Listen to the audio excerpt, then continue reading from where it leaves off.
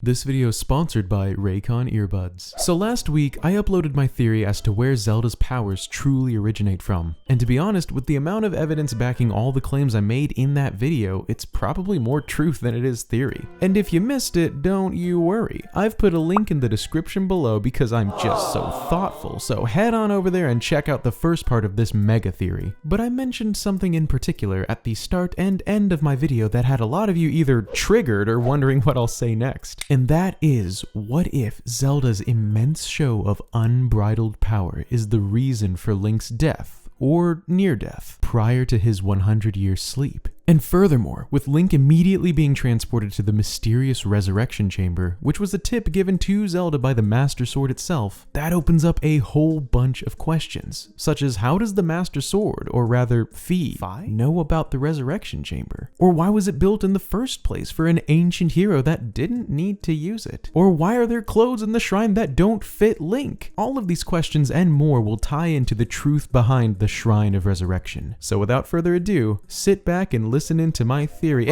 And by the way, please keep in mind that this is just a theory. But anyway, listen into my theory on Link's death and the Shrine of Resurrection.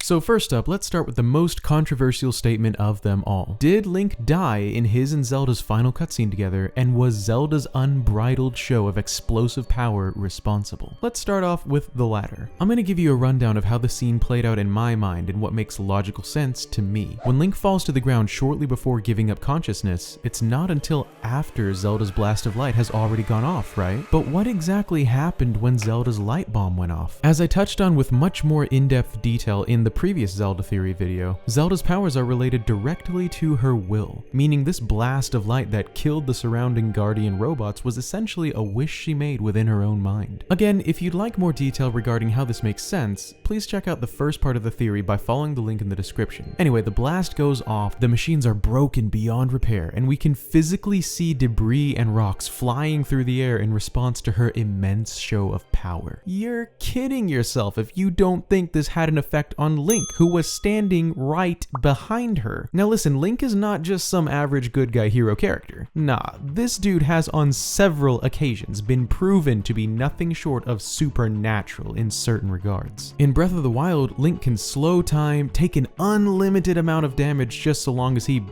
has a good night's sleep or eats some food afterwards. And all he needs is a quick little breather before being able to crack out as many 100-yard sprints or 100-yard climbs as his hero heart desires. He is described several times over in the journals and diaries of the game as being simply superhuman when it comes to physical prowess in combat, being stated to have bested as a young boy. Now with all of that in mind, knowing Link is this absolute bad to the bone warrior who specializes in being able to get right back in the fight after just a quick breather, this is entirely debatable and speculative of course, but I don't think there's any enemy besides Ganon himself that can defeat Link. He's simply too powerful, and his only canonically recorded death was at the hands of Ganondorf himself in Ocarina of Time. I tend to think that his immense fatigue shown to us in this cutscene is due to his having just exerted himself beating several Guardian robots. Because we know that if he's tired, his movement will be impaired like it is in this cutscene until he rests up for a second or two. But if he's hurt, even to the brink of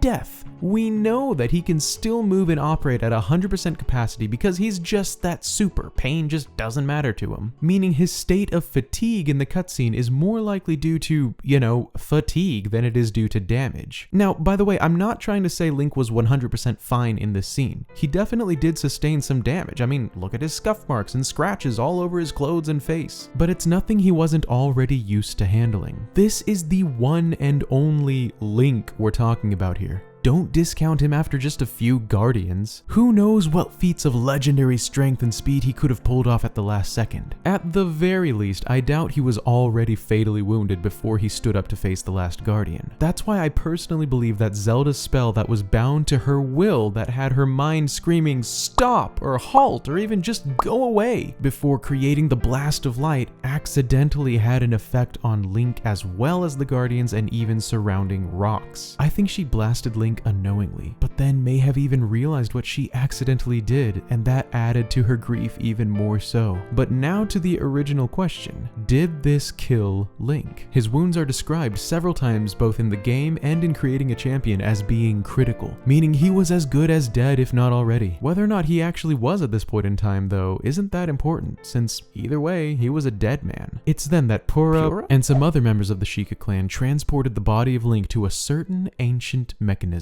Enter the Shrine of Resurrection.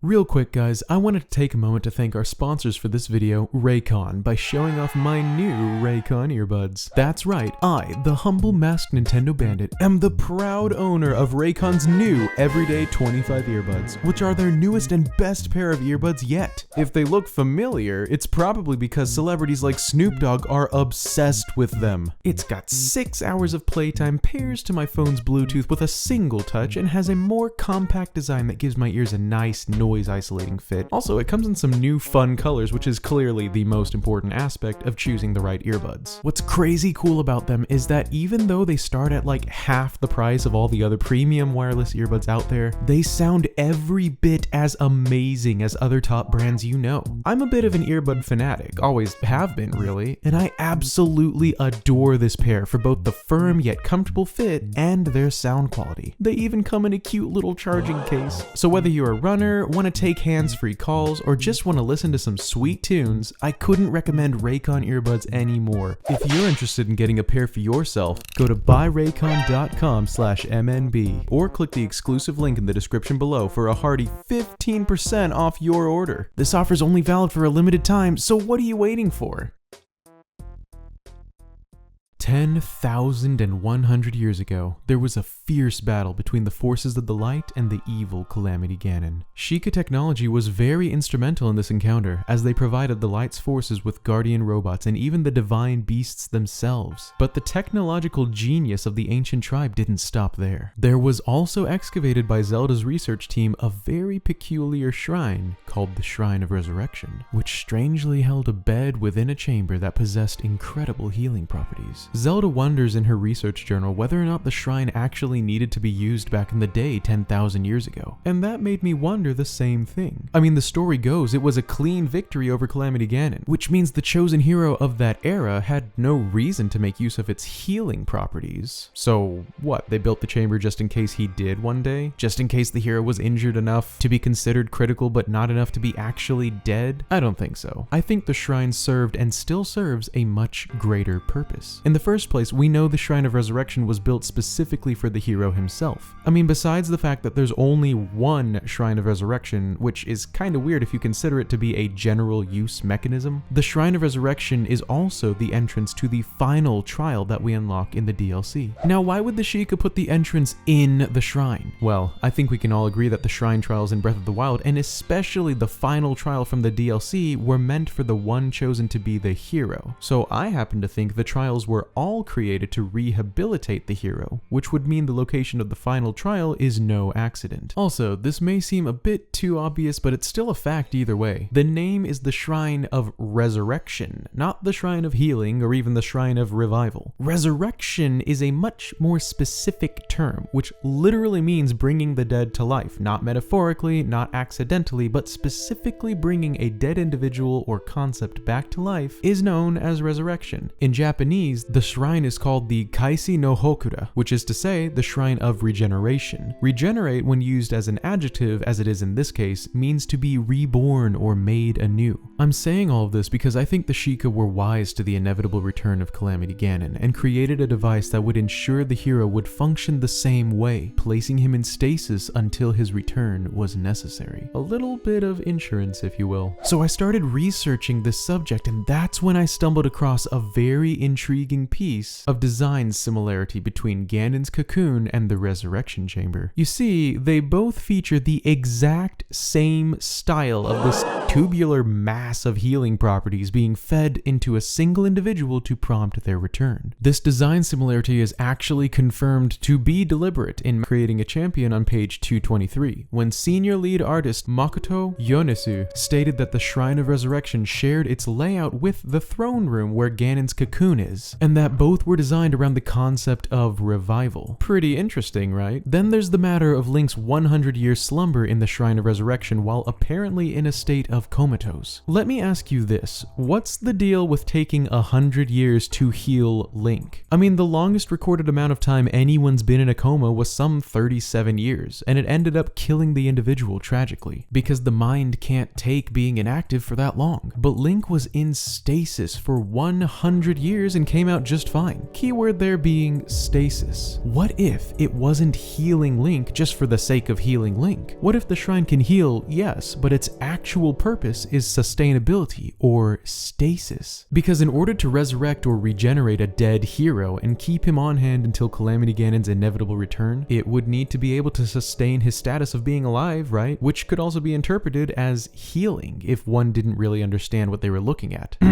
Zelda's research notes. Buckle your seatbelt, guys, because things are about to get really crazy. What if the shrine was made 10,000 years ago for the hero of that era to place him in the resurrection chamber indefinitely, waiting for his calling to return to save Hyrule once again? Clearly the hero of that era was lost along the way somewhere since he's no longer in the chamber, but what if the clothes that were placed in those two chests that our Link wears at the start of the game were actually tailored for the ancient hero? Nintendo very specifically placed these coy little details right in the first portion of the game that all of us did think was weird at first, but ultimately just shrugged it off as such. But think about it, all color has faded from the clothes, implying age way over 100 years worth, and they're distinctly a little too small for Link. Your first instinct might be to think, well, clothes shrink, don't they? But given that they've been sealed in chests and not exposed to any moisture this entire time, they shouldn't have shrunk at all, meaning they're still in their original size and were simply not meant for our Link of the present time period. We know this Link didn't grow in his 100-year slumber because he can still wear Mipha's Zora armor, which was revealed to us in-game that she tailored to fit him specifically 100 years ago. So what in the world are clothes that were not meant for the current Link doing in the Shrine of Resurrection that was clearly meant for a hero? Well, to put simply, I believe they were meant for the original hero at the time of the shrine's creation 10,000 years ago. That guy was just a bit smaller than this Link is all. Different iterations of Link have all been different heights and sizes, so this is absolutely possible. So, okay, I've been a little all over the place so far, and this video just keeps getting longer and longer, so let me sum up everything I'm theorizing by simply piecing together what I think happened 10,000 years ago. In the original battle against Calamity Ganon, the hero, princess, and Sheikah technologies were successful in their victory and defeated the monster for a time. Through a divine revelation, it was revealed to the Sheikah that Ganon would return inevitably. Knowing this, the Sheikah constructed the resurrection chamber and the shrines, which would serve to keep the hero in a living stasis until the time arose once again to defeat Ganon, then train him up to regain his legendary strength, since the indefinite amount of time the hero would be inactive would surely result in a loss of memory and therefore combat prowess. But while they were successful in creating these working mechanisms, they were unable to enact their plans due to the royal family driving the Sheikah and their advanced technologies away. Their research and constructs and even the hero himself were all lost to time. 10,000 years later, signs of Calamity Ganon arose once again, and Zelda's research team discovered the guardians, divine beasts, shrines, and the resurrection chamber. Upon Ganon's return, learning from his past failures, he took control of the Sheikah technologies that were once used against him, this time leading to his impending victory. When Zelda and Link were the last defenses remaining, Zelda's power was unleashed and Link was felled in battle. It is then that the Master Sword, who had knowledge of the resurrection chamber, revealed to Zelda that Link could return if placed immediately within its care. 100 years of no brain activity left Link's mind wiped clean of all memories, leading to the events of Breath of the Wild. And that is my theory regarding the true purpose of the Shrine of Resurrection. It makes logical sense to me, but I still don't have an absolute answer for what happened to the ancient hero or why Zelda waited 100 years to resurrect Link. I do have some guesses guesses, but this video's already gone long enough. Do you have an idea? Let me know what you think in the comments below. Hey guys, thank you so much for watching. This was a wild ride that I was very excited to work on for you all. If you haven't already, please be sure to subscribe with the bell on to make sure you're notified of all my Nintendo content to come. And give this video a like if you enjoyed watching. As always, huge thanks to my patrons, of which the amazing Brett Harris is a new member. You guys make my day every day, and if you watching are interested in supporting the channel and getting your name up here at the end of each of my videos, please feel free to follow the link in the description below. Also, while you're down there, there's the links to my social media pages, so come on over and say hi. That's all I've got for this mega theory. So since we're all staying home these days, go enjoy some other theories of mine. Wash your hands and be safe, everyone. This is maskednintendobandit signing out. Peace!